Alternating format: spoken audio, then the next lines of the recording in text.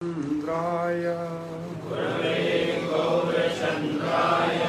राधिकाय तदालये कृष्णाय कृष्णभक्ताय तद्भक्ताय नमो नमः। ओम नमो भगवते वासुदेवाय। ओम नमो भगवते वासुदेवाय। ओम नमो भगवते वासुदेवाय। ओम नमो भगवते वासुदेवाय। ओम नमो भगवते वासुदेवाय। ओम नमो भगवते वासुदेवाय। नारायणं नमस्कृत्यं नरं चैव नरोत्तमं देवीं सरस्वतीं व्यासं ततो जयमुदीरये। नष्टप्रायेषु भद्रेषु नित्यं भागवत सेवया भगवती उत्तम श्लोके भक्तिर्भवती नैष्ठिकी। कृष्णाय वासुदेवाय देवकी नंदनाय च नंदगोपकुमाराय गोविंदाय नमो नमः। जय श्री कृष्ण चैतन्य प्रभो नित्यानंद श्री अद्वैत गदाधर शिवासादि गौर भक्त वृंदा। हरे कृष्णा कृष्णा कृष्णा कृष्णा हरे हरे हरे राम राम राम हरे हरे। हरे कृष्ण। श्रीमान राजकुमार ऐं संदसि परिवार जे घर अॼु असांजो नित्य भागवत सेवा जो सत्संग रखियल आहे। तव्हां सभु प्रेम सां पधारिया आहियो। तव्हांजो हार्दिक स्वागत आहे। महिरबानी हिन परिवार जी जो पंहिंजे घर में दरवाज़ा खोले सभिनी खे हरी कथा ॿुधण जो मौक़ो ॾिनो आहे। असां गुज़िरियल 6 ॾींहंनि खां श्रीमद् भागवत महापुराण जे 6ठे स्कंद मां भगवान जे नाम जपण जी महिमा, नारायण गोविंद कृष्ण गोपाल राम, को भी भगवान जो नालो समझी जपजे बेसमझी में जपजे, ॿार जपे वॾो जपे, माई जपे भाई जपे, स्त्री जपे पुरुष जपे, वो सभिनी पापन खां मुक्त थी भगवान जी भक्ति करे भगवान के पाए सके तो। सो इन नाम जी महिमा सां भगवान पंहिंजे नाम जपण वारनि भक्तनि खे कीअं थो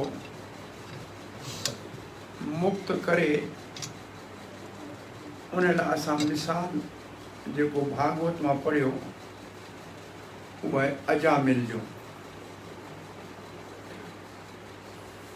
अजामिल अंत समय में यमदूतनि खे ॾिसी डप मां पंहिंजे पुट नारायण जो नालो बेसहारा थी उच्चारण कयो ऐं नारायण जा विष्णु दूत अची अजामिल के यम जी फास का या यम जे पास का छॾायो अजामिल खे त विष्णु दूतन जो, वैष्णव जो, भगवान जे भक्तन जो दर्शन थियो ऐं यमदूतन वञी यमराज खे शिकायत कई त अॼु असां पंहिंजे कम में नाकामयाब थियासीं, तव्हांजे हुकम खे बजा कोन आणे सघियासीं, छाकाणि त असां खां 4 वॾा ताक़तवर चइनि हथनि वारा पंहिंजे पाण खे विष्णु जा दूत चवनि पिया, उन पापी अजामिल खे छॾाए वरितऊं असांजे हथनि खां ऐं असांखे धक्का ॾेई उतां कढी छॾियो, असां तव्हांजी नौकिरी कोन कंदासीं, छाकाणि त हिकिड़ो तव्हां मालिक आहियो या तव्हां खां वॾा बि केरु आहिनि। सो यमराज ख़ुशि थियो त तव्हां जहिड़नि पापियुनि सां रोज़ जो जंहिंजो रिश्तो आहे उन्हनि खे भॻवान जे प्यारे भक्तनि जो, विष्णु दूतनि जो दर्शन थियो, तव्हां वॾा भागवार आहियो ऐं तव्हांखे इन धर्म जी ख़बर कोन्हे त भॻवान जो नालो केतिरो शक्तिशाली आहे, जपण वारे जा पाप क्षण में नाश थी वञनि था, उन ते असांजो हक़ कोन थो हले ऐं जेको नाम जपे थो उन ते असांजो को बि उहो असांजे दायरे खां ॿाहिरि आहे। सो भगवान जी महिमा, भगवान जे नाम जी महिमा, भगवान जे भक्तनि जी महिमा ॿुधाइण खां पोइ कल्ह असां पढ़ियो त तव्हांखे मुंहिंजा प्यारा बचड़ो यमराज उनखे प्रेम सां चयो, तव्हां अजामिल जे अहिड़े पापी खे जॾहिं हुन रोअंदे राम खे रिझाइण लाइ यमदूतनि खां बचण लाइ पुकारियो त कीअं न हो पापनि खां मुक्त थी वियो। त हाणे सुवाल थो पैदा थिए त एॾो सवलो रास्तो आहे, सिर्फ़ु हरे कृष्ण जपण सां असीं भॻवान खे पाए था सघूं, त माण्हू इहे छो कोन था कनि। इन करे अॻियों श्लोक जेको आहे उन में लिखियलु आहे, प्रायण वेद तदम न महाजनो यम। प्रायण माने वरी ज़रे घटि वेद शास्त्रनि में अहिड़नि भॻवान जे भक्त जेके भागवत धर्म खे सम्झनि था उन जी सम्झ कोन्हे। उन में लिखियलु आहे पूजा करियो, पाठ करियो, स्वर्ग वञो। वेदनि में इन खां वधीक जानकारी तमामु घटि आहे। वेद जा 3 हिसा आहिनि, उहे वेद खे चइनि वेदनि खे 3 हिसनि में विराइजे त वॾो वेद जो हिसो आहे कर्मकांड। कर्मकांड माने को पूजा करियो, उन जे बदिले में कुझु फल वठो, भई पुट खपे त ही पूजा करियो, धन खपे त ही पूजा करियो, स्वर्ग खपे त ही पूजा करियो। सो घणो भाङो वेदनि जो पूजा पाठ में, ऐं माण्हू सभु उन में अटकियल आहिनि। तव्हां ॾिसंदा माण्हू मंदर में पूजा करे अगरबत्ती ईअं घुमाईंदा, पर इहो कोन सम्झंदा त भई हीअं असां छा था करियूं पिया, छो था करियूं पिया, भॻवान खे पाइण था करियूं, न भॻवान सां कोई वास्तो कोन्हे। सो हे श्लोक चए थो त वेदनि में लिखिया, भगवत गीता में बि भॻवान 2 अध्याय में ही चयो आहे, इमं पुष्पितम वाचम ये प्रवदन्ति विपश्चिताः। जेके वेद जी स्वर्ग जे दिलकश निज़ारनि वारी ॿोली ते मोहित थियनि था, से मूंखे कोन था पाए सघनि। उहो स्वर्ग खे पाईंदा, मूंखे कीअं पाईंदा। तंहिंजे करे अर्जुन खे भॻवानु चयो तूं, ऐं पोइ चयो इहे वेद जा जेके बि वाक्य आहिनि ज़रे घटि सभु प्रकृति जे 3 गुणनि सतो रजो तमो गुण जे असर हेठि आहिनि। ऐं अर्जुन खे भॻवानु हुकम कयो निस्तर गुण भव अर्जुन, अर्जुन तूं 3 गुणनि खां मथे उथी आहे। सो हे श्लोक चवे थो प्रायण माना ज़रे घटि इहे सभु वेद में जेको लिखियलु आहे उन्हनि खे महाजन यम, जेके हे 12 महाजन जिन जो असां 2 ॾींहंनि खां नालो पढ़ूं था पिया, स्वयंभू, कपिलो, मनु, जनको, भीष्मो, प्रहलादो, बलि, सुखदेव गोस्वामी, इन्हनि जे धर्म खे इहे वेद कोन थो सम्झे। चई पोइ वेद ॾिनो कंहिं? चई जयमनी ऋषि ॾिनो आहे, नाला लिखियल आहिनि। ऐं इन्हनि वेद में उन्हनि माण्हुनि खे घटि में घटि पाप खां बचाए ऐं स्वर्ग जो लोभ ॾेई कंहिं न कंहिं नमूने देवी देवता जी पूजा में लॻायो। पर उहो असली मक़सदु कोन्हे वेद जो। सो लिखियो आहे इन खां पोइ, देव्या विमोहिताय मती बत माया अलम। हे मुंहिंजा यमदूतो प्यारा बचड़ो, उन्हनि जो अक़ल, उन्हनि जी ॿुधी माया सां मोहित आहे। छाकाणि वो माया जी दुनिया में ई सुख ॻोल्हीनि था पिया, ऐं वेदनि में उन्हनि जे सुख जो ई सिर्फ़ु ज़िक्र कयल आहे। ऐं पोइ अॻिते लिखियो आहे, त्रियायाम जड़ी कृत मती मधु पुष्पितायाम। इन जी माना आहे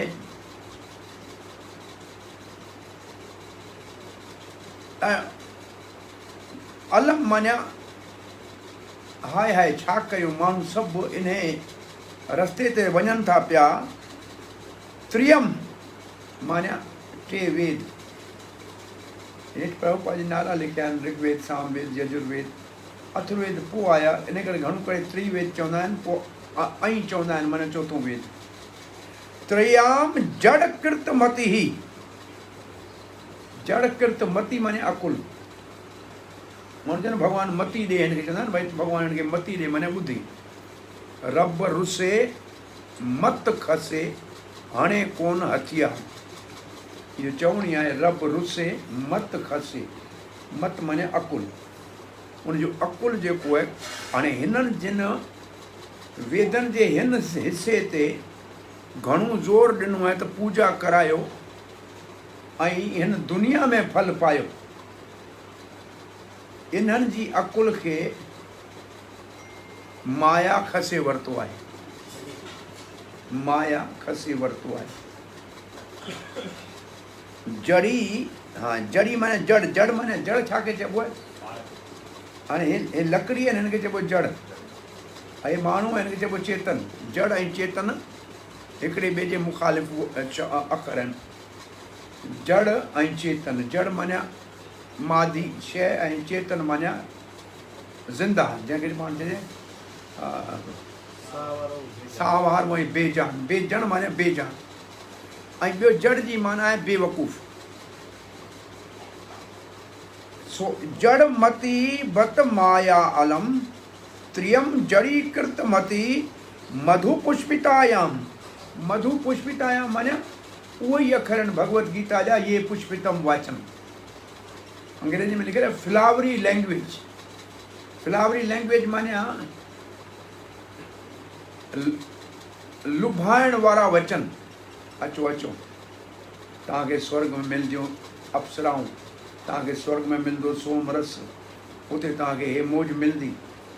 इहो आहे। हाणे हिते ईअं खणी चइजे त वेद जे ज्ञान में टे हिसा आहिनि, कर्मकांड, ज्ञान कांड, उपासना कांड। टे भाङे चार हिसो त आहे कर्मकांड। हिकु भाङे चार हिसो में बि टे भाङे चार हिसो वरी बि आहे ज्ञान कांड। सिर्फ़ु हिकिड़ो ज़रूरु आहे उपासना कांड, उहो आहे भॻवान जो असली भक्ति। सो वेदनि में तमामु थोरो भक्ति जो ज़िक्र आहे। हिनखे ॿियनि लफ़्ज़नि में चऊं, असां वटि टिनि क़िस्मनि जो धर्म सम्झ में अचणु खपे। हिकिड़े खे चइबो आहे रोचक धर्म। रोचक माने लालच ॾियण वारो, हीअ कंदा त हीअ मिलंदो। जीअं ॿार खे स्कूल मोकिलण खां चइबो तूं जे स्कूल में वेंदे पास थींदे तोखे जेको आहे हे फ़ोन वठी ॾींदासीं, गाॾी वठी ॾींदासीं। त हुनजे पढ़ण जो मतिलबु असल में गाॾी वठणु कोन्हे, पर गाॾी जे लालच में उहो पढ़े थो। इनखे चइबो रोचक धर्म। रोचक धर्म माने तव्हां हीअ पूजा कयो तव्हांखे स्वर्ग मिलंदो, तव्हां हीअ पूजा करो तव्हांखे सुठो औलाद मिलंदो, तव्हां हीअ पूजा करो। इहो हिनखे चइबो रोचक धर्म। ॿियो हूंदो आहे भयानक धर्म। भयावक धर्म। हे न कंदा त नरक में वेंदा, अहिड़ा अहिड़ा तव्हांखे उते ॾंड भोगणा पवंदा। इहो आहे डप वारो धर्म। ऐं इहे ॿई धर्म तव्हांखे आम तरह मिलंदा। माण्हू चवंदा हे न पूॼा न कई त नरक में वेंदो, तो हे पूॼा कोन कई तुंहिंजो हीउ थींदो। इहो हिकिड़ो धर्म जो ॿियो भवाइक धर्म, रोचक धर्म। टे खे चइबो आहे यथावत धर्म, जीअं जो आहे तीअं धर्म। उन में चइबो त न असांखे नरक में वञिणो, न असांखे स्वर्ग में वञिणो, असांखे भॻवान वटि वञिणो। त असली धर्म जेको आहे, तंहिंजे करे प्रभुपाद जी इन श्लोक जे आख़िर में लिखियो आहे त भगवत गीता में भॻवानु चयो वैदेश्च सर्वेर अहम एव वेद्यो। सभिनी वेदनि जो मक़सदु आहे मूंखे यानी श्री कृष्ण खे सुञाणनि, ॼाणनि ऐं पाइणु। चई साईं तव्हां ईअं छो था चओ? चई वेदनि खे ॾिनो ई मूं आहे। वेदात कृत वेद विदेव चाम। वेद ॾिना ई मूं आहिनि ऐं मूंखे ख़बर आहे मूं हुन में छा चयो आहे। जेको नथो सम्झे उहो बेवकूफ़ आहे। कंहिं बेवकूफ़नि खे ठाहियो आहे? मुंहिंजी माया। तुंहिंजी माया हुनखे बेवकूफ़ छो ठाहियो आहे? छाकाणि त मूंखां अलॻि थी हू मज़ो माणनि थो चाहे। हाणे हिकिड़ी सिद्धांत जी ॻाल्हि तव्हांखे ॿुधायां। तव्हांजो हक़ु आहे ख़ुशि थियणु, तव्हांजो हक़ु आहे आनंद माणणु, तव्हांजो हक़ु आहे मज़ो माणणु दुनिया में। पर ॿ तरीक़ा आहिनि मज़े माणण जा। हिकिड़ो भॻवान सां गॾिजी माण्हू, हिकिड़ो भॻवान खां अलॻि थी माण्हू। माण्हुनि जो तव्हांखे हक़ु आहे। हाणे जेके भॻवान सां सहकार करे सुख वठनि था उहे आहिनि समझदार। जेके भॻवान खे छॾे उन खां अलॻि सुख वठण जी कोशिशि कनि था उहे आहिनि बेवकूफ़।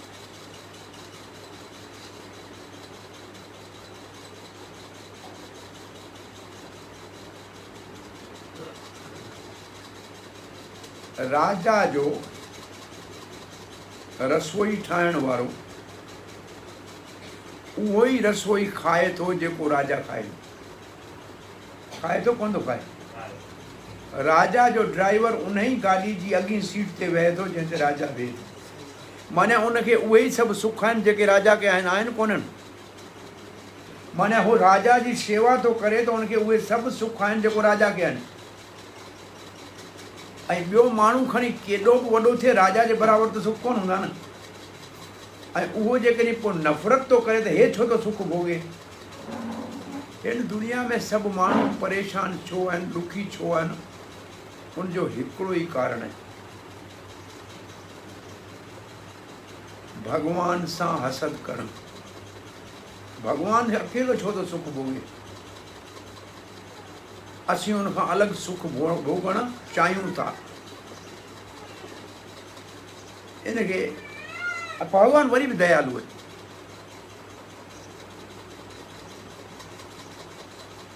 पीउ पुटु गाॾी में 2-5 साल जो तव्हांजो ॿारड़ो हुजे, तव्हां हुन गाॾी ते चढ़ियल हुजे, तव्हां वञो था इन हाईवे ते हितां खां कराची। ॿारड़ो तव्हां सां ज़िद करे त मूंखे गाॾी हलाइणी आहे, मां गाॾी हलाईंदुसि। भला कोई बेवकूफ़ पीउ ॿार खे गाॾी हलाइणु ॾींदो हाईवे ते? हाली गाॾी हलाईंदो त एक्सीडेंट थींदो। पर पुटु ज़िद कंदो त ॿार सां प्यार बि त आहे न पीउ खे, पोइ छा कंदो? पोइ जो को सुठो वॾो विच में शहर आयो गाॾी बीहारे हिकिड़ी रांदी को गाॾी वठी ॾींदो। तूं हीअ गाॾी हलाए, मां हीअ गाॾी थो हलाए। असां सभिनी भॻवान सां ज़िद कयो त तूं अकेलो वेठो मौज करी, असां बि ईअं हलाईंदासीं। तूं तो जीअं दुनिया हलाई असां हलाईंदासीं। भॻवान जी तोखां कोन हलंदी, तूं माठ करे हिते वेह, मौज कर, खा पी। चई न न मूंखे हलाइणी आहे। पोइ भॻवान असांखे हिकिड़ो नंढो गाॾी वठी ॾिनई, हिकिड़ो घरु ॾिनई, हिकिड़ो दुकानु ॾिनई, हिकिड़ो मकानु ॾिनई। असां हुनजा मालिक, हे मुंहिंजो घरु, हे मुंहिंजो मकानु हलाइण जी कोशिशि कंदे कंदे पछाड़ी चयो असांखां हले कोन थो। साईं सभई पछाड़ी चवंदा असांखां हले कोन थो। त हे असांखे दुनिया में भॻवानु हिकिड़ो नमूनो ॾिनो, तव्हांखां हले घर ई कोन थो, तव्हां दुनिया कीअं हलाईंदा? पोइ भॻवान सां छो था तव्हां पंहिंजे पाण खे हुन सां भेंट करियो छो था? जेको भॻवान सां भेंट करे उहो बेवकूफ़, ऐं ॿियो भॻवान जी सेवा करे जो समझ। सो हिकिड़े खे चइबो आहे भॻवान सां गॾु आनंद वठणु, ॿियो भॻवान खां अलॻि थी आनंद वठणु। गिरिराज महाराज जॾहिं पहिरीं दफ़ा प्रभुपाद महाराज सां मिलणु विया बोस्टन अमेरिका में, तो श्रील प्रभुपाद उनखां इहो सुवाल पुछियो त तव्हां भगवान थियणु चाहियो था या भगवान जी सेवा करणु चाहियो था? गिरिराज महाराज जवाब कोन ॾिनो। गिरिराज महाराज पाण पोइ चवनि था त मुंहिंजे घर में मुंहिंजे शेंक जे मथां शीशे ते लिखियल हो आई एम गॉड, मां भगवान आहियां। छो जो इहो हिकिड़ी जंहिंजी ॿुधी जंहिंजी मती माया मोहे वरिती आहे न, उहो पंहिंजे पाण खे भॻवानु चवंदा आहिनि। तूं भॻवानु, मां भॻवानु, सभु भॻवानु। कोई पंहिंजी सिंधी जी पुराणी चए तूं बि राणी मां बि राणी, पोइ केरु न पलाए गॾे केरु पलाणींदो? छा चवंदा आहिनि?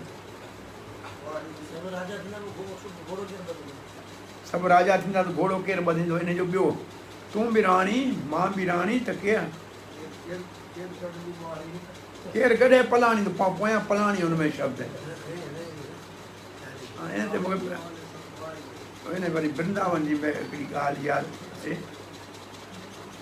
हिकिड़ो दफ़ा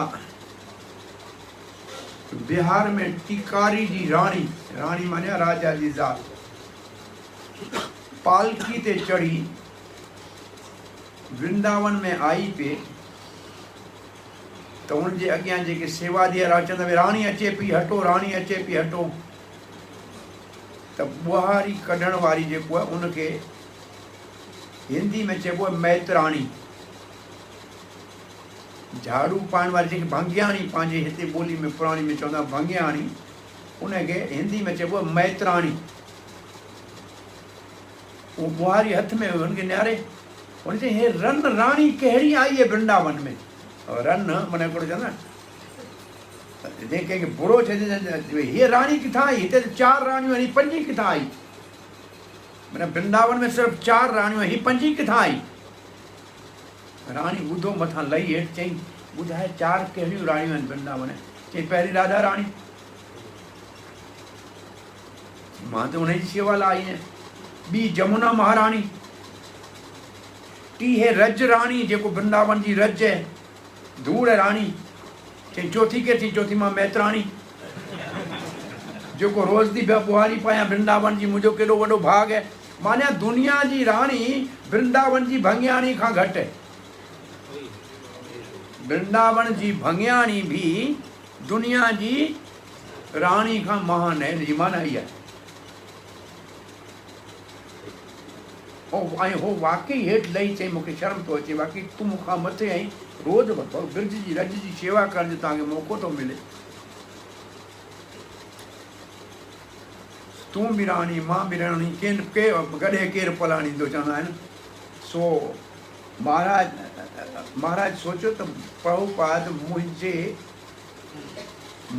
ज़हनियत खे सुञाणी ऐं मुंहिंजे घर में जेको लिखियलु हो ॼण त हुन साम्हूं अखियुनि जे ॾिठो त मूं लिखियो त मां भॻवानु आहियां।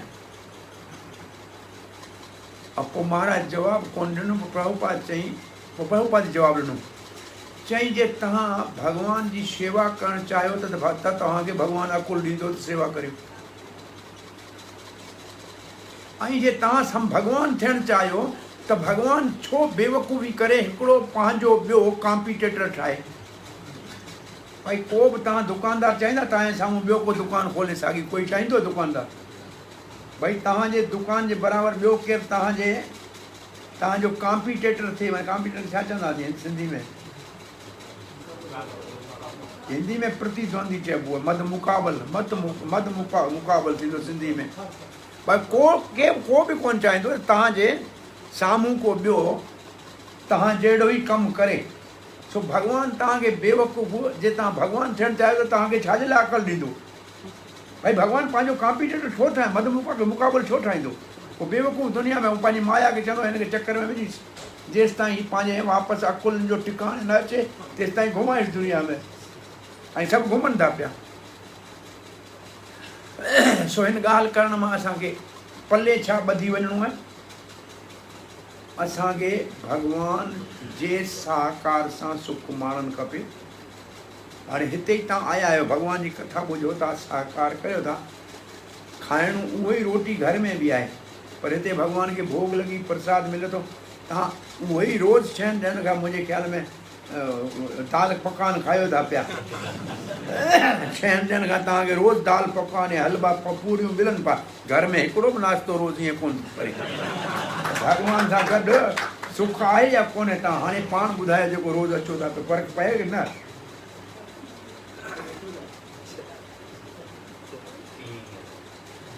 असां पुछंदा आहियूं अच्छा मंदर में असांजे 100-150 ब्रह्मचारी आहिनि लाल कपिड़े वारा करिणो कुझु कोन्हे सुबुह जो उथिणो आहे भॻवान जी आरती में वञिणो आहे कथा ॿुधणी आहे तंहिंखां पोइ थाली ते वेहणो आहे चांवर हूंदा दाल हूंदी 2 सब्जियूं हूंदियूं को मिठो हूंदो इहो हुनखे रोज़ु सुबुह जो मिलंदो मुंहिंजो कंहिं घर में एतिरा रोज़ ताम ठहंदा आहिनि छा मंदर में एतिरा सभिनी खे रोज़ था मिलनि सो भॻवान सां सहयोग करे सुख माणींदा त तव्हांखे अहिड़ा सुख मिला भॻवान खे राज भोग पोइ उहो प्रसाद सभु असां भक्तनि खे रोज़ु मिले न सो भॻवान सां गॾु सुख माणणु चाहियो था या भॻवान खां अलॻि थी सुख माणणु चाहियो था इहो तव्हांखे फ़ैसिलो करिणो सुख भॻवान खां अलॻि बि माणे सघो था पर उहो माया जो सुख आहे ऐं उहो माया जो सुख ॾुख में बदिलींदी वेंदो सो असांखे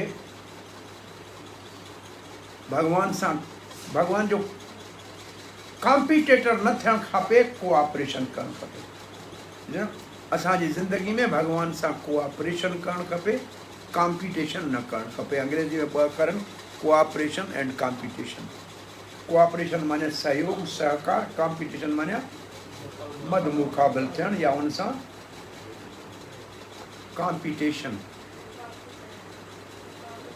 मुक़ाबिलो करणु सो इहे जेके भॻवान सां खां अलॻि थी भोगणु चाहिनि था तव्हां ॾिसो जेके बि पूजा करणु वञनि था अगरि उहो चाहिनि छा था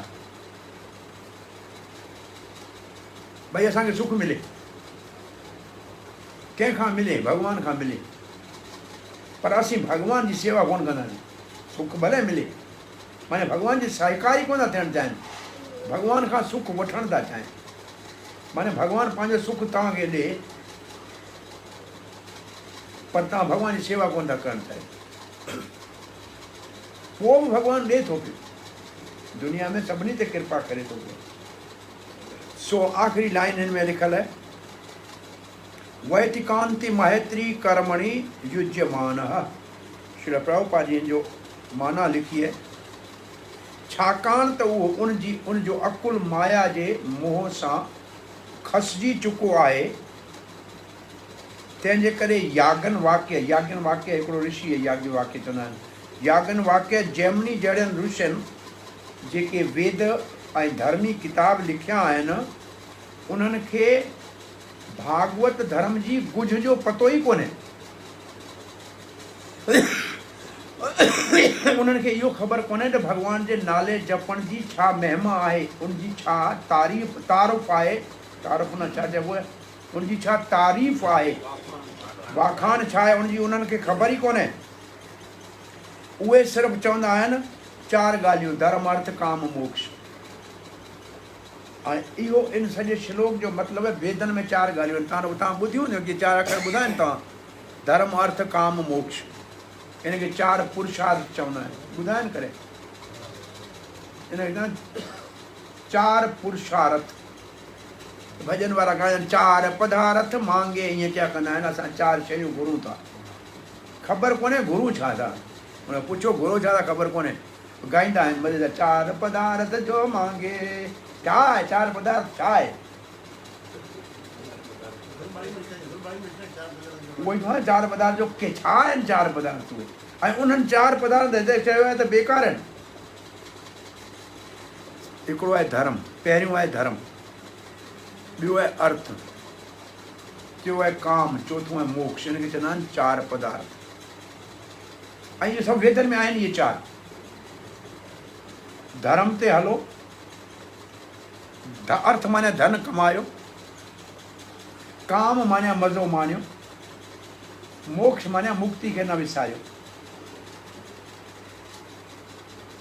धर्म ते हलो धन कमायो सुख माणियो मोक्ष खे न विसारियो मुक्ति खे न विसारियो इनजी माना आहे इहा। हाणे हिनखे भागवत में हिनखे ईअं सम्झाए लाइ छा धर्म धन कमाइण लाइ इहो सुवालु पुछियो वियो। ऐं असां छा कंदा आहियूं, धर्मी कमु छो कंदा आहियूं, सभु धन कमाइण लाइ। भई पूजा पाठ जेको कंदा आहियूं असांजो मक़सदु छा आहे, धर्म धन कमाइण। पर भागवत चए थी धर्म धन लाइ न आहे, चई धर्म छा लाइ आहे, असां धर्म ते छो हलूं, धर्म अपवर्गस्य, धर्म अपवर्ग लाइ। अपवर्ग जी माना छा आहे, अ माना न, प वर्ग माना जीअं पाण वारनि अलफ़ ब त स ईअं न, तीअं हिंदी में आहिनि क ख ग आहिनि न, उनमें प फ ब भ म ॿुधाइनि इहे अखर। जीअं ए बी सी डी आहिनि न, या अलफ़ बे पे ते से, तीअं हिंदी में आहिनि प फ ब भ म, इनखे चइबो प वर्ग। प माना परिश्रम, परिश्रम माना गधा मज़ूरी। फ माना गधे जॾहिं थकी पए, घोड़ो हली हली पोइ मुंहं मां ईअं झाग निकिरे, उनखे चइबो फ माना फैन, फैन माना झाग, प फ। ब माना सभु कुझु पछाड़ी में, वैरथ माना बेकार। हेॾी मज़ूरी करे कमाए, पछाड़ी में गधो सॼो ॾींहुं मज़ूरी करे, पछाड़ी में मुठ गाह जी मिलंदी ऐं 2 सोटियूं मिलंदियूं, ऐं गाह मुफ़्त में पियो वञी खाए त को ज़रूरी कोन्हे ॿार खणे। सो ब माना वैरथ। भ माना भय, आख़िर में डप मथे बीठो कॾहिं सोटी लॻी। ऐं म माना मृत्यु। सो प फ ब भ म माना छा थी, गधे मज़ूरी, मुंहं मां झाग निकिरणु, जेको कमायूं सो सभु बेकार वञे, सदाईं डपु लॻो रहे ऐं पछाड़ी में मरणो पए। ऐं जंहिंमें इहे 5 शयूं न हुजनि उनखे चइबो अपवर्ग माना मुक्ति। अपवर्ग अखर जी माना आहे मुक्ति। प फ ब भ मतिलबु धर्म छाजे लाइ आहे, मुक्ति। अपवर्ग माना मुक्ति। धर्म कॾहिं मज़ूरी लाइ कोन्हे, धन कमाइण लाइ कोन्हे, धर्म आहे भॻवान खे पाइण लाइ। चई पोइ धन छा लाइ, छो धन खां पोइ छा आहे, सुख माणनि, मोह काम। छा असीं धन कमायूं था ख़ुशियूं माणण लाइ, चए न, धन हुअण लाइ खपे धर्म लाइ। धन खे धर्म जे कम में लॻायो त उहो तव्हांजो सजायो वेंदो। इहो सिंधी चवणी यादि आहे कंहिंखे, माया अचणी वञणी कहिड़े कहिड़े भाव, किन्ही जी दॿी रही धूड़ में, किन्ही जी राजा खाए, किन्ही जी चोर हणी वञनि, किन जी साड़े भाए, सफली थींदी साज ॾींदे नाम धणी जे। इहो पुराणा माण्हू जेके चवनि, तव्हां ॿुधती, तव्हां इहे ॿुधियो ई कोन न, उहो ज़मानो ई ॿियो हो। चयो माया अचणी वञणी, माया माना धन दौलत, माया अचणी वञणी कहिड़े कहिड़े भाव, कहिड़े कहिड़े भाव जी माने को महिनत मज़ूरी करे कमाए, या कंहिंखे अब्बा ॾाॾे जो मुफ़्त में माल मिली वञे, या को चोरी करे खणी अचे, या कंहिंखे ईअं ई लॉटरी लॻी वञे, माना अलाए कीअं ईंदी। माया अचणी वञणी कहिड़े कहिड़े भाव, किन्ही जी दॿी रही धूड़ में, किन्ही जी राजा खाए। इन जी माना है पुराणे ज़माने में माण्हू बैंकनि में पैसा कोन रखंदा, घर में खॾा खोटे रखंदा। अञा बि पुराणा माण्हू जॾहिं विरहाङे में लॾे विया न, पुराणे उन्हनि जे ज़मीननि खे खोटींदा आहिनि माण्हू, त अंदरि सोना चांदी जा सिक्का निकिरंदा आहिनि। अञा ताईं माण्हू ज़मीन में धन खे ॻाड़े छॾींदा आहिनि। सो माया अचणी वञणी किन्ही जी दॿी रही धूड़ में, माना दॿी रही माना दॿियल पई हुई, दॿियल पई हुई धूड़ में, किन्ही जी राजा खाए, ऐं किन्ही खां कोई टैक्स में सॼी गवर्नमेंट खणी वञे, या दंड ॾेई सभु खणी वञे। भई केरु मना कंदो जेकॾहिं राजा वठी वञे त। हा सभु, हा पोइ छा आहे, कंहिंजी चोर लुटियो वञे, किन जी साड़े बाह, कंहिंजी मां राति राति में चोर खणी वञे टपड़, कंहिंजी आग लॻे त दुकान ई भरी वियो। सफली थींदी साज ॾींदे नाम धणी। सो धन छाजे लाइ, धर्म जे लाइ, भॻवान जी सेवा जे लाइ, मौज मस्ती लाइ न आहे। पोइ भला काम छाजे लाइ, भई काम छाजे लाइ, हाणे जो टियों आहे न काम छा आहे? काम आहे जीवन निर्वाह लाइ, ज़िंदा रहण लाइ असांखे रोटी खपे, घर खपे, मकान आहे, इहो असांजूं ज़रूरतूं आहिनि काम। चई पोइ जीवो छा लाइ? भई काम छा लाइ? वरी यादि कयो, धर्म छा लाइ? न, पहिरीं धर्म छा लाइ? मोक्ष लाइ। धन लाइ न, ॿी लाइन। धन छा लाइ? धर्म लाइ, न के मौज माणण लाइ। पोइ भला आख़िर सुख भोगे मौज छो माणनी आहे? जीअरो रहण लाइ। भाई जीअरो रहण त खाइणो पवंदो, सुम्हणो पवंदो, भला जीअरा छा लाइ वेठा आहियूं? पोइ सुवाल जीअरा छो आहियूं? पोइ जवाबु आहे तत्व जिज्ञासा। जे जीअरा आहियो त सच खे ॻोल्हियो। तत्व माने सच, जिज्ञासा माने ॻोल्हणु। पोइ सुवाल थो थिए सच छा आहे? भागवत में हिन खां पोइ सुवाल आहे सच छा आहे? तॾहिं उनजो जवाबु आहे हिकिड़ो ई सच आहे जंहिंखे ज्ञानी ब्रह्म करे पाइणु चाहिनि था, जंहिंखे योगी परमात्मा सम्झी सुञाणणु चाहिनि था, ऐं जंहिंखे भक्त भॻवानु सम्झी सेवा करणु चाहिनि था। हिकिड़ो ई उहो सच हिकिड़ो आहे। तंहिंजी माना आख़िरी मक़सदु आहे भॻवान खे पाइणु। उहो केरु सम्झे ई कोन थो। तत्व मोक्ष चई मोक्ष तव्हांजो हक़ु आहे, मोक्ष तव्हांजो स्वरूप आहे। मोक्ष जो मतिलबु इहो आहे कुझु कोन्हे भई कुझु छॾिणो आहे। मोक्ष जी सही माना भागवत में आहे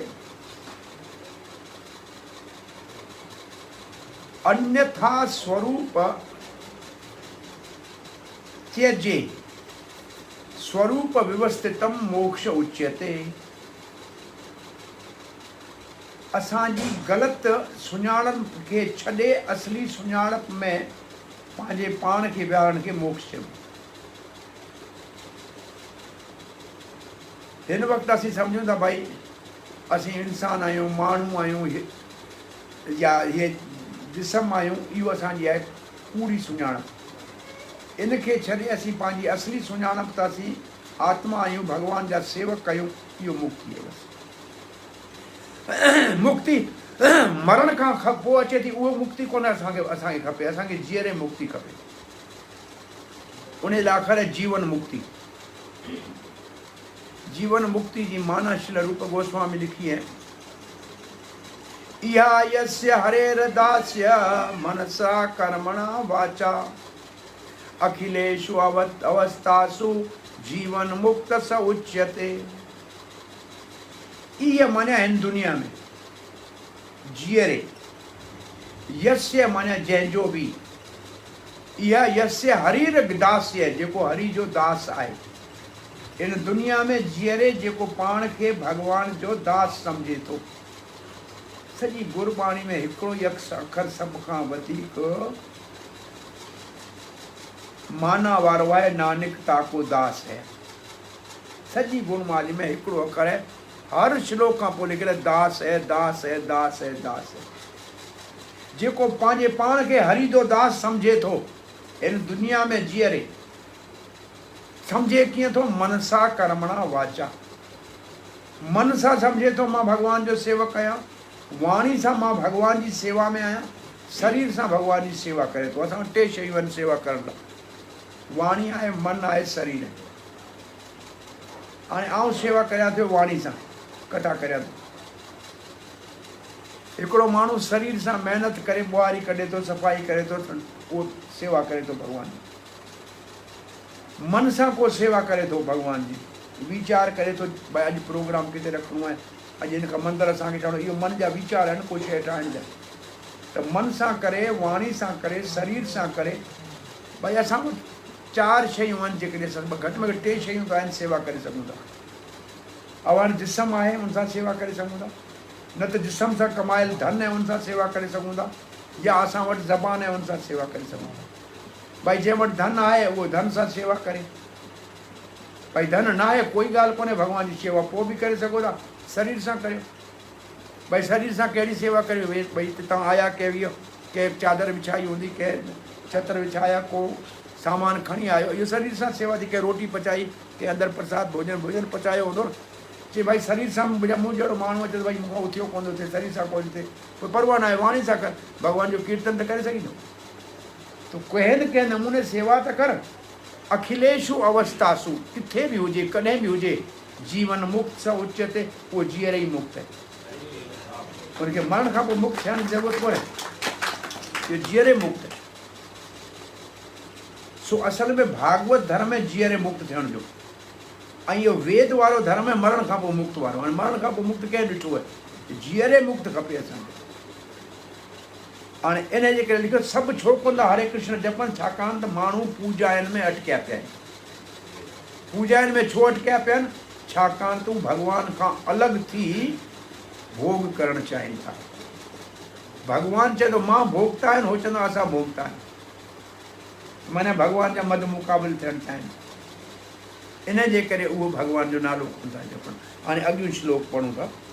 अॻे श्लोक में धर्मराज चए थो इन्हनि सभिनि ॻाल्हियुनि खे, एवं विमर्श्य शुद्ध्यो भगवती अनंते सर्वात्मना विदधते कलौ भाव योगम। एवं विमर्शित, विमर्शित माने वीचार करणु। हाणे जेको मूं तव्हांखे ॿुधायो एतिरा ॾींहं, या यमराज चयो जेकी मूं तव्हांखे ॿुधायो इन ते वेही वीचार कयो। इहो विमर्श शब्द भगवत गीता में बि आहे, आख़िरी अध्याय में आहे। अर्जुन खे भॻवानु चए थो एतद विमर्शे न, हाणे तूं इन ते वीचार कर ऐं पोइ यथा इच्छा तथा कुझु, जेकी चाही सो कर।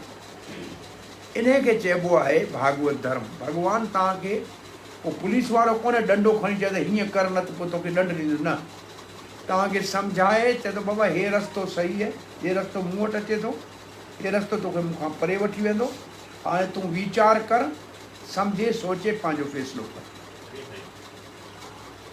सो भॻवानु असांजी आज़ादी खे खसणु कोन थो चाहे, असांखे आज़ादी जो सही इस्तेमालु करण लाइ सेखारे थो। करियूं न करियूं असांजी मर्ज़ी।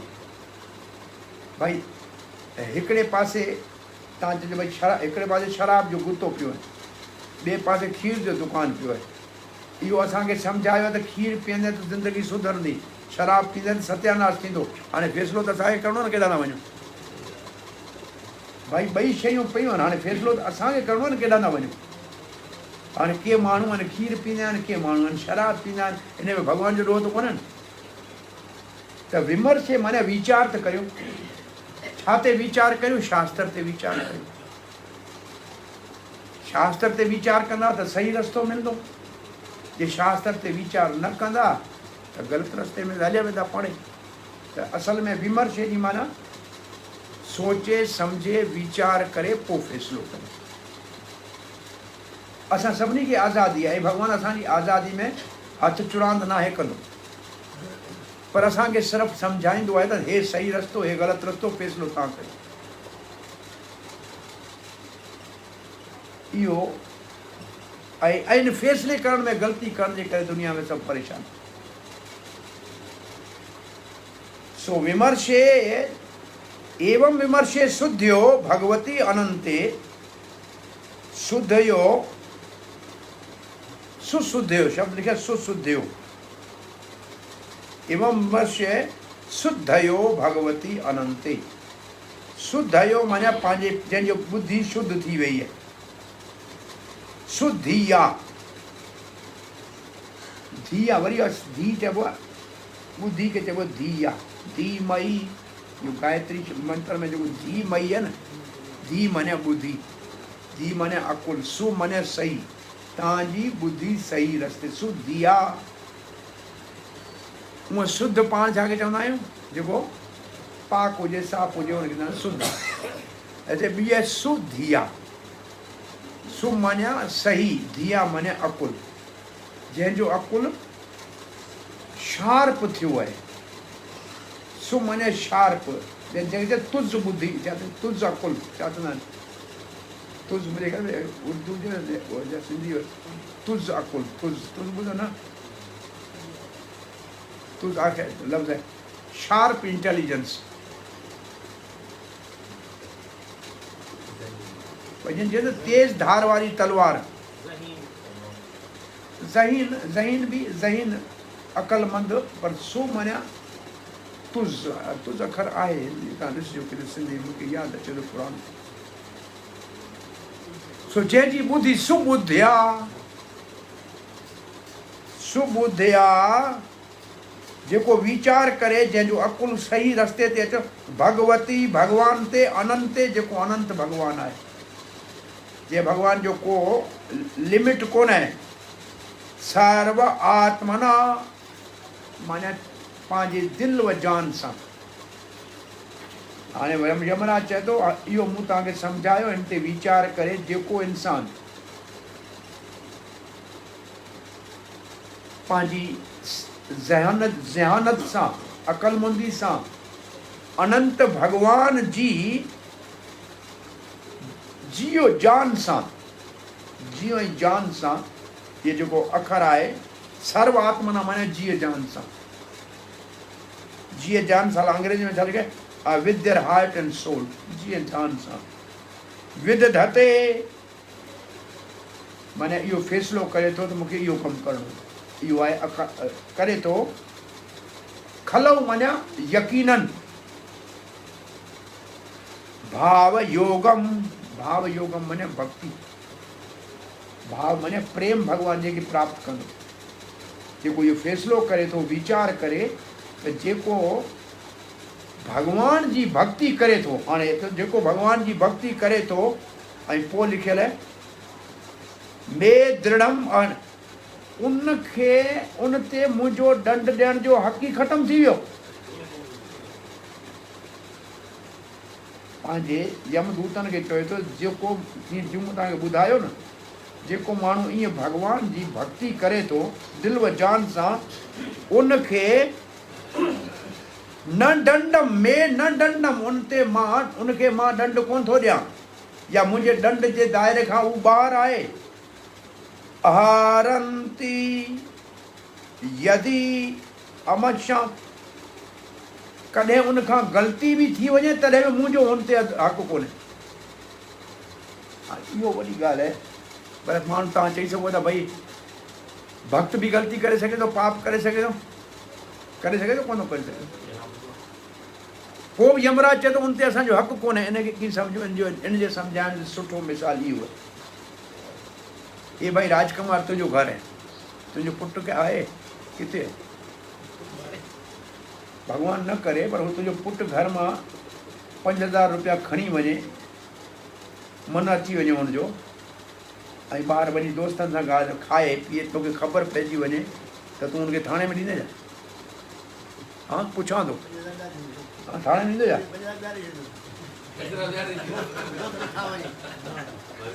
घणे में घणो पाणी थोरो दड़को ॾींदो, चाहे हीअं थोरी खपे त घोरी वठी खणी छो वे, ईअं चवंदो न।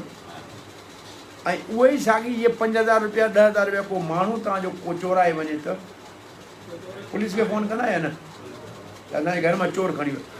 त जेको आम माण्हू दंड कंदो उन लाइ यमराज पुलिस आहे उनखे फ़ोन कबो त हीअ चोरी कई आहे, हिनखे दंड ॾे वठी वञे। जे भक्त कंदो दंड त भगवान उनखे पाण जीअं पीउ पुट खे थप्पड़ हणी थोरो दड़को ॾेई वरी चए थो सुधरी वञे, त ग़लती भक्त बि करे थो पर उहो उहो पुलिस जे हवाले कोन थींदो, उनखे मालिक ई दंड ॾींदो। फ़र्क़ु ॿिन्ही में इहो दंड आहे। चवंदा वृंदावन में सभु रहंदा त पोइ भॻवान जे धाम वेंदा, उते बि लोग बदमाशी कनि था न, पोइ छा आहे ॿिए जनम में उते ई उनखे वापसि हिकिड़ो जनम बंदर जो वठिणो पए या कुते जो वठिणो पए, पर उहो यमराज वटि कोन वेंदो। उहो भॻवान जे उन ते उहो भॻवान हुनखे सुधारींदो, भई पीउ बि पंहिंजे पुट खे सुधारींदो, पर पुलिस जे हवाले करे कोन कंदो। तीअं भक्त ग़लती करे तॾहिं बि उहो यमराज चए थो मुंहिंजे दायरे में न आहे, उन ते मुंहिंजो हक़ु न आहे, उनखे तव्हां न वठी अचिजो। मुंहिंजे ख़्याल में तव्हांजो टाइम थियो, हाणे 2 श्लोक बचनि था असल में। हिकिड़े में यमराज चए थो कंहिंखे वठी अचिजो, ॿिए में चए थो कंहिंखे न वठी अचिजो।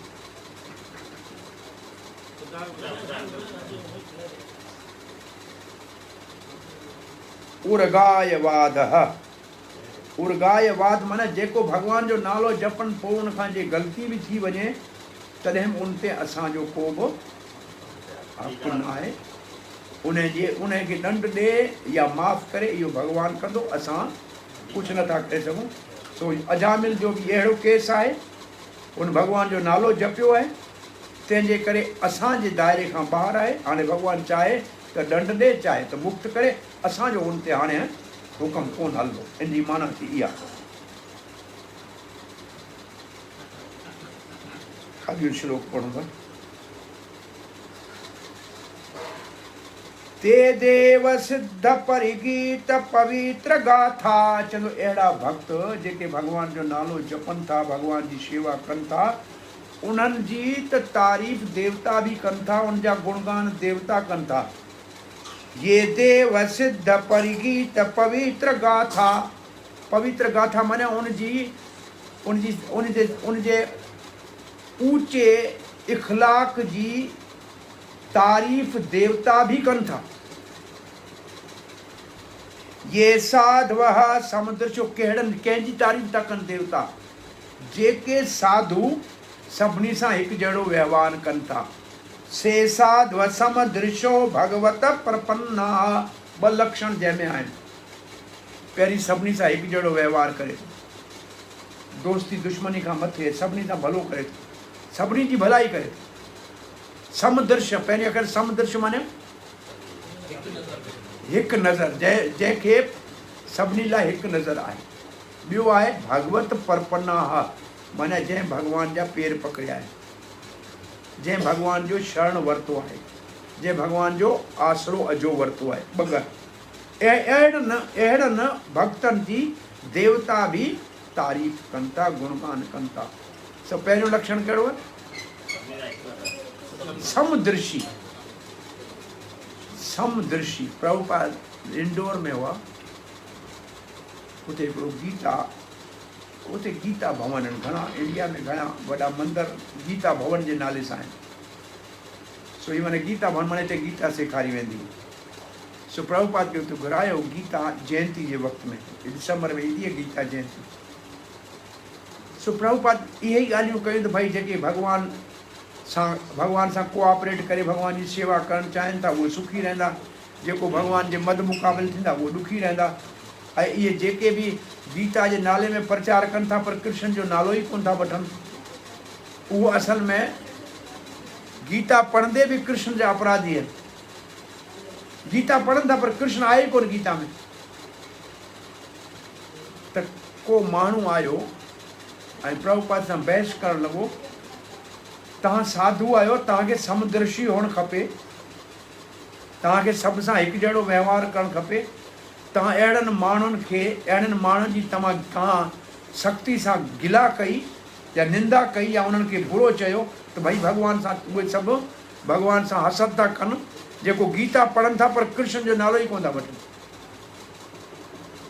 प्रभुपाद चई मूं जेको गीता में लिखियलु आहे जीअं उहे ई ॿुधायो, ऐं मुंहिंजी समदृष्टि इहा आहे। प्रभुपाद चई मुंहिंजी समदृष्टि इहा आहे त मूं गीता जो उपदेश बिना भेदभाव जे कारे खे बि ॾिनो, गोरे खे बि ॾिनो, भारती खे बि ॾिनो, अमेरिका वारे खे बि ॾिनो। मुंहिंजी समदृष्टि इहा आहे त मूं गीता जी शिक्षा बिना कंहिं मतभेद जे, बिना कंहिं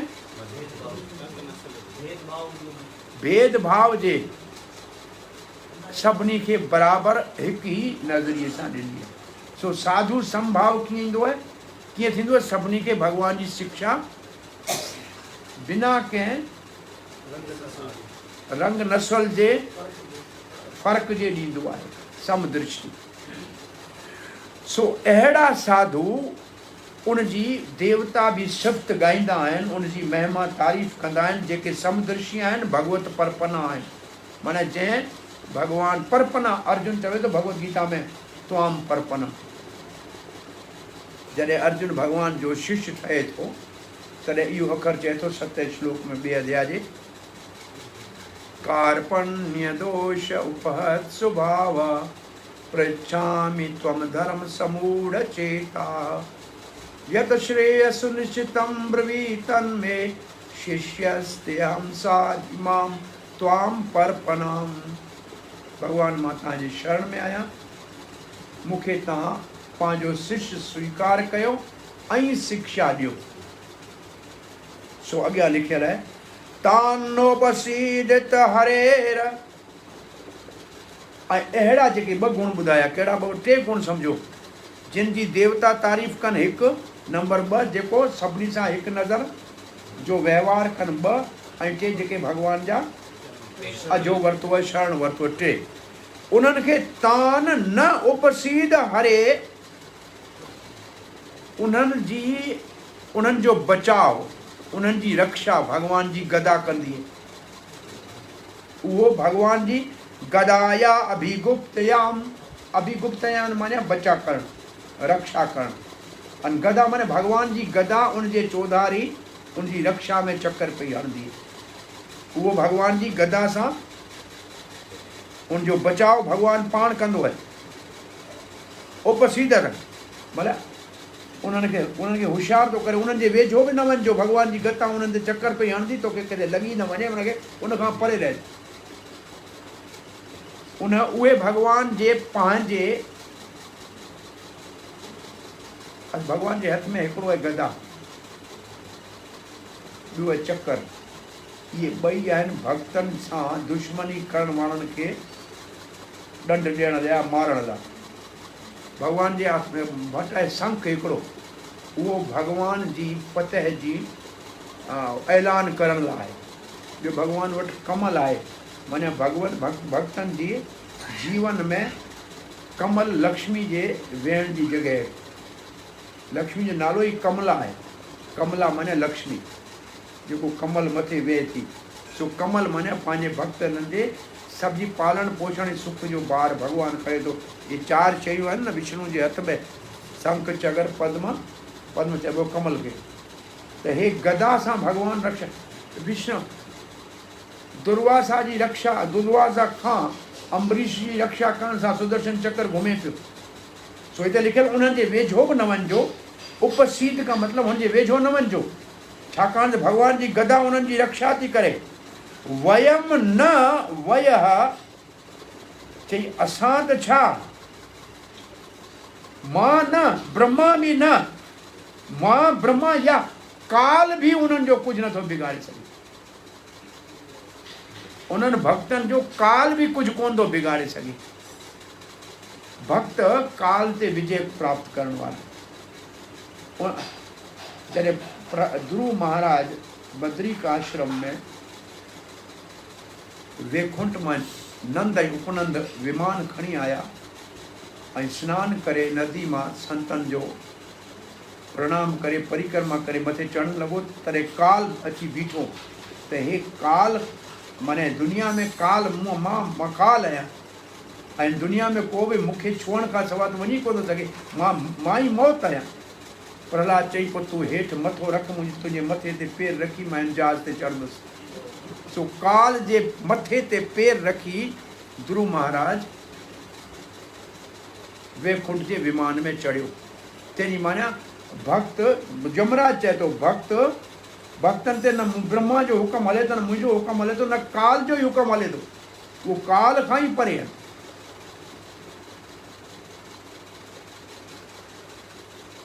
कहिड़ी ॻाल्हि यादि पे आई,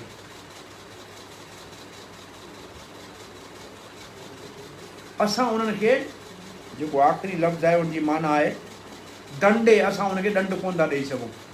असां उनखे मां ब्रह्मा या काल बि उन्हनि खे दंड कोन थो ॾेई सघे। उहो काल खां बि परे आहे। तानानिध्वम, उन्हनि खे वठी अचिजो। तानानिध्वम, उन्हनि खे वठी अचिजो। यमराज चए थो असांजो हक़ कंहिं ते हले थो। तानानिध्वम असतो विमुखाम मुकंदा, जेके भॻवानु मुकंद खां मोह मोड़े वेठा आहिनि, जेके भॻवानु मुकंद खां मोह मोड़े वेठा आहिनि। असत खे माना जेको सत खे न, असत खे जिन पकड़े वेठा आहिनि। असत आहे दुनिया, सत आहे भॻवानु। जेको दुनिया खे पकड़े वेठा आहिनि, मुकंद खे जेके न पकड़े वेठा आहिनि, उन्हनि खे लिखियलु छा आहे, मुकंद पंदार विंद मकरंद रसाद अजर सम।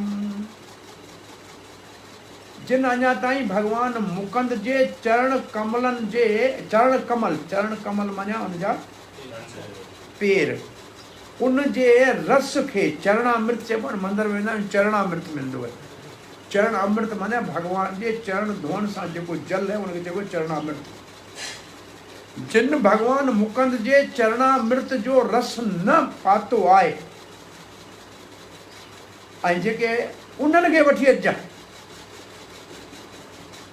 जो उन भक्ति न कई उन्हनि खे वठी अचिजांइ। निष्किंचन ही परमहंस कुलई असंगई, जिन निष्किंचन परमहंस भक्तन जो संग न कयो उनखे वठी अचिजांइ। निष्किंचन छाखे चइबो आहे? निश माने न, किंचन माने धन। जेको धन दौलत में साधु न फसियो, जेको निष्किंचन साधु, जेको निष्किंचन साधु अहिड़े ऐं परमहंस जो जंहिं संग न कयो, माने भक्तन जो जंहिं संग न कयो उनखे वठी अचिजो। माने ॿ ॻाल्हियूं, जंहिं कथा अमृत न ॿुधो आहे भॻवान जो उनखे वठी अचिजो, जंहिं साधु जो संग न कयो उनखे वठी अचिजो। जुष्टाद ग्रहे निर्य वर्तमनी बध तृष्णाम, उहे नरक में वञण वारा आहिनि जेके इहे ॿ कम कोन था कनि ऐं जेके बध तृष्णाम, बध तृष्णा, तृष्णा चइबी आहे, तृष्णा माने हिकिड़ी प्यास। छाजी प्यास? दुनिया जे अंदरि कुझु, दुनिया में कुझु पाइण जी प्यास, सुख जी प्यास। उन्हनि खे मूं वटि वठी अचिजो। कंहिंखे मूं वटि वठी अचिजो जेके हिते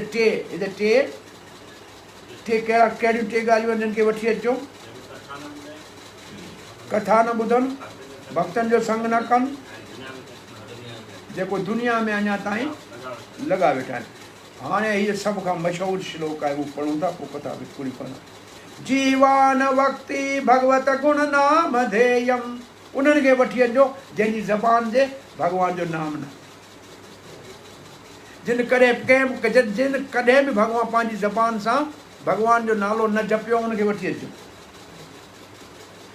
उहे असांजा ग्राहक आहिनि। जीवा चइबो आहे ज़बान खे, जीवा। जीभा तब लग भली जब लग जपई राम, नहीं तो काढ़ के फेंकिए भला नहीं मुख में चाम। भाई चमड़ी जो टुकड़ो छाजे लाइ मुख में रखिजे जेके राम नाम जा न जपे त कहिड़े कम जी? या मां तव्हां खां पुछां थो भई कन में विझण लाइ तव्हांखे को ज़ेवर आहे? छा नालो हुनजो? झुमको आहे, वालो आहे, लौंग आहिनि, कुझु बि विझो। नक में विझण लाइ बि कुझु आहे न? नथ आहे, कोको आहे।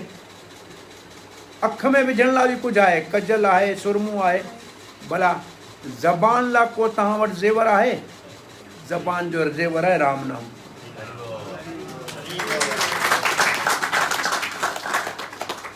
जीवा तब लग भली जब लग जपई राम, नहीं तो काढ़ के फेंकिए भला नहीं मुख में चाम। चमड़े जो टुकड़ो छा ज़बान में रखी वेठा आहियो, बेकार। सो ज़बान भगवान जे नाम जपण उनजी शोभा आहे। हनुमान जॾहिं सीता खे ॻोल्हण वियो त मुख में राम लिखियल अंगूठी रखी हुई, मुद्री काली मुख माई, उनमें राम जो नालो लिखियल। जंहिंजो राम जो नालो लिखियल हूंदो उहो असल में सीता खे ॻोल्हे सघंदो, माना भगवान जी शक्ति जी कृपा पाए भगवान खे ख़ुशि करे सघंदो ऐं भगवान खे पाए सघंदो। जीवान वक्ति भगवत गुण नाम धेयम, भगवान जो गुण नाम धेयम। चेतश्च न स्मृति च चरणार विंदम, हिकिड़ी पहिरीं ॻाल्हि आहे वाणी जंहिंजी भगवान जो नालो नथी जपे ज़बान। ॿियो आहे जंहिंजो मन भगवान जो ध्यानु नथो करे, जंहिंजो मन, चेतस माने चेतना, मन भी चइबो चेतस के, या शऊर जंहिंजो न स्मृति, स्मरण माने यादि करे थो, त चरणार विंदम, भगवान जे चरण कमलनि जो जंहिंजो मन ध्यानु नथो करे, सुमरण नथो करे। ॿी ॻाल्हि, टी ॻाल्हि, अरे कहिड़ो भगवान, वरी सुवाल अची वियो न, जीवान वक्ति भगवत गुण, भई कहिड़े भगवान जो नालो वठो,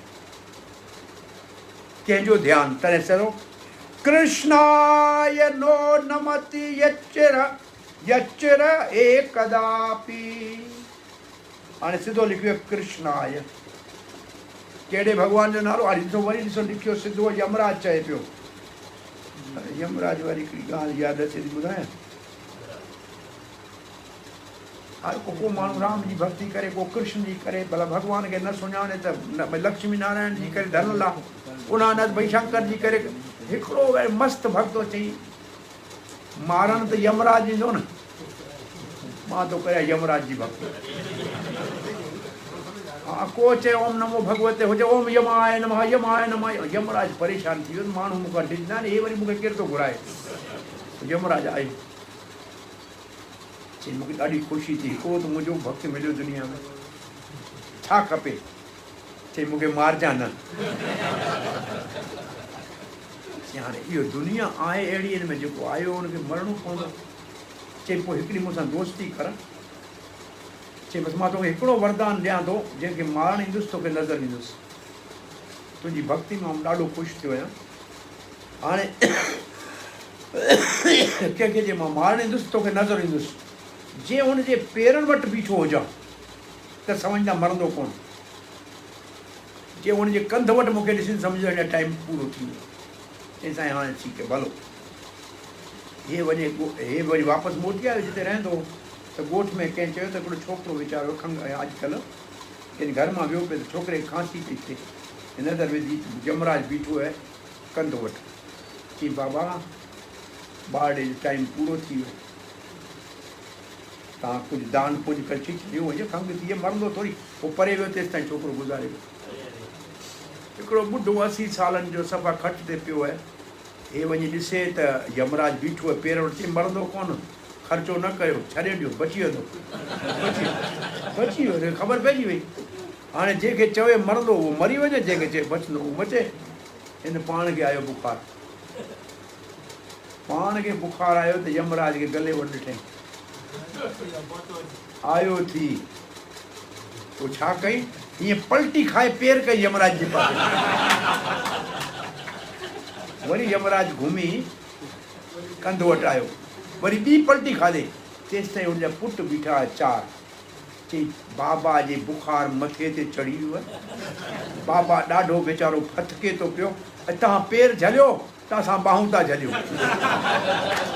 हाणे जॾहिं चङे नमूने चइनी पुटनि पकड़ियो तॾहिं यमराज कंध वटि बीठो, खिले पियो यमराज। चई खिली थो, इहो छोड़ा था माराइनि, न त तोखे मां घुमाए घुमाए मारिया।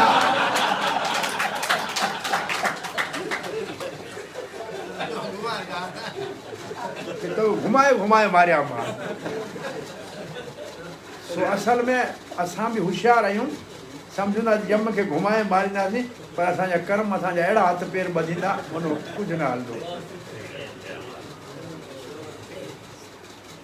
सो उन्हनि खे वठी अचां जंहिंजी ज़बान में कॾहिं भॻवान जो नालो कोन थियो आयो आहे।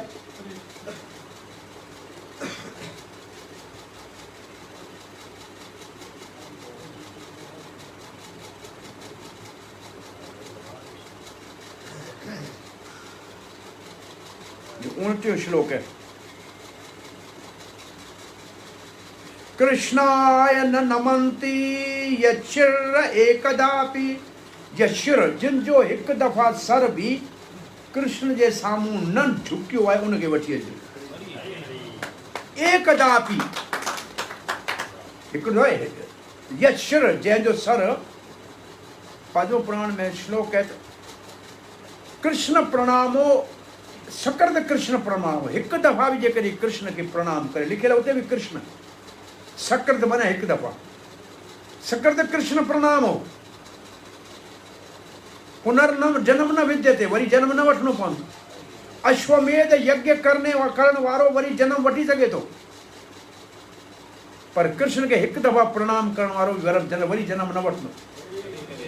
चई मां जेकॾहिं हिन जी भेंट कंदा त मां पाखंडी थी वेंदुसि, छाकाणि त कर्म कांड खे कृष्ण जे नाम सां भेटे ई कोन थो सघंदी। सो टे ॻाल्हियूं थियूं, जंहिंजी ज़बान नाम न जपियो हुजे, जंहिंजे मन भॻवान जो सुमरण न कयो हुजे। असां हरे कृष्ण जपंदा आहियूं माला ते, हिनखे सुमरण चइबो आहे। हिन में मन नाम जे सुमरन ते मन के लगाइबो है। ज़बान भी लगंदी है, मन भी लगंदो है, ॿई कम आहिनि, नालो ई सुमरण है। ऐं टियों, जंहिंजो हिकु दफ़ा बि सिर भगवान कृष्ण कृष्णाय न नमन्ति श्रिय एकदापि, जंहिंजो हिकु बार भी भगवान जे साम्हूं सिर न झुको है। तानानिध्वम, उन्हनि खे वठी अचो पकड़े। असतो अकृत विष्णु कृत्याम, उन्हनि खे वठी अचो। तान असतो, जेके दुनिया में फाथा पिया आहिनि, तान आनिध्यम, उन्हनि खे मुंहिंजे साम्हूं वठी अचो। असत, जेको भक्त न आहिनि, जिन में इहे टे खूबियूं न आहिनि, भॻवान खे प्रणाम नथा कनि, भॻवान जो नालो नथा जपीनि, भॻवान जो ध्यानु नथा कनि। अकृत विष्णु क्रियाम, जेको भगवान विष्णु जी सेवा नथा कनि, भगवान जो सेवा नथा कनि। ये असल में ॾिठो वञे त जेको भगवान भगवत गीता में चयो, मन मना भव भक्तो मध्या जी नमस् करो, जेको ये चार कम नथा कनि उनखे वठी अचे। सिधी माना इहा आहे, जेको जंहिंजो ध्यानु मुंहिंजो कोन थो करे, जेको मुंहिंजो नाम नथो, जेको मूंखे प्रणाम नथो करे, जेको मुंहिंजी पूजा नथो करे, उनखे वठी अचिजो।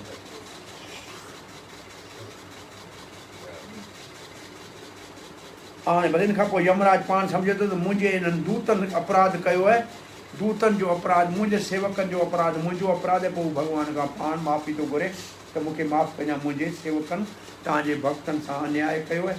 ऐं हिते इहो कथा अॼु जी पूरी था करूं। हरे कृष्ण कृष्ण कृष्ण हरे हरे, हरे राम राम राम हरे हरे कृष्ण। असां टाइम मुंहिंजे ख़्याल में बचियो कोन्हे सुवालनि लाइ, कथा खे पूरो कयूं था। हरे, हा साईं, चओ साईं।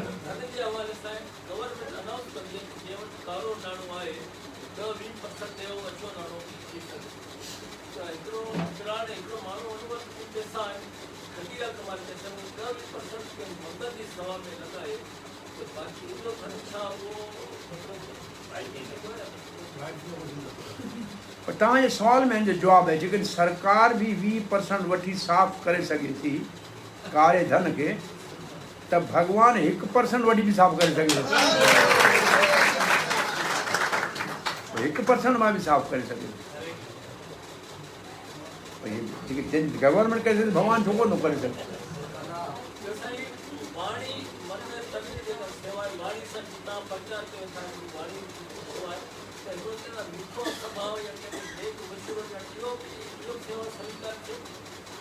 भगवान जे लाइ करे त ठीकु आहे, लेकिन पैसा कमाइण लाइ मिठो ॻाल्हाए माण्हुनि लाइ कंहिं कम जो कोन्हे। माण्हुनि खे बेवकूफ़ ठाहिण लाइ मिठो ॻाल्हाए रुॻो, उन में को फ़ाइदो कोन्हे ज़्यादा। उते सख़्तु हुजे त सुठो आहे।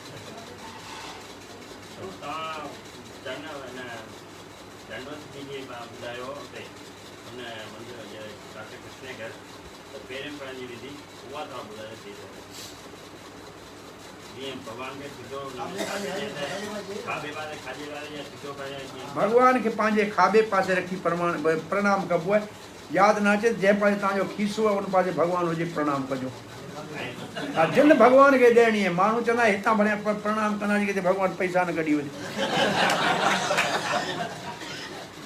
पर दिल हिते असां वरी एॾा होशियार आहियूं, हे खीसो रखंदा आहियूं दिल मथे, पैसा दिल ते हुजनि।